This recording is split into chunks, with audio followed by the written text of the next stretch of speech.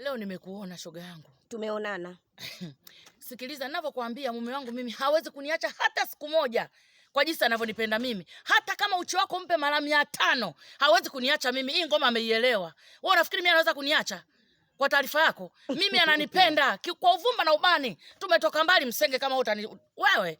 Hebu angalia hapa kuchezea wewe. Mshamba nini wewe? Kama Light anakupenda, asingekuchiti. Mbona kakuacha kaja kwangu? Akuache mara ngapi? Hivyo ndo kakuacha. Ndio kakutelekeza hivyo. Mbona amekuacha? Akuache mara ngapi? Mbona kakuchiti? Sasa sikiliza. Mimi hawezi kuniacha hata siku moja. Kwanza hii ngoma unapoiona, akitaka kwenda chini mimi nampeleka. Akitaka kwenda juu mimi nampeleka. Akitaka kumsogeza pembeni mimi namsogeza. Wewe unaweza? Unaweza? Katikati je sisi? Unaweza? Utapelekaje pembeni katikati bwana? Katikati kitu gani? Na ndio maana kakuacha. Miondoko mingi. Hayo mambo ya kisasa ndugu yangu.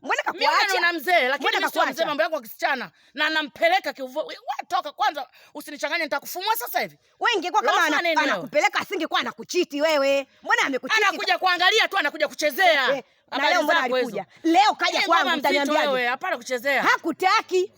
Ndio maana kaja kwangu. Eti ho ho ho. Yuko wapi huyo mume wako? Yuko wapi huyo?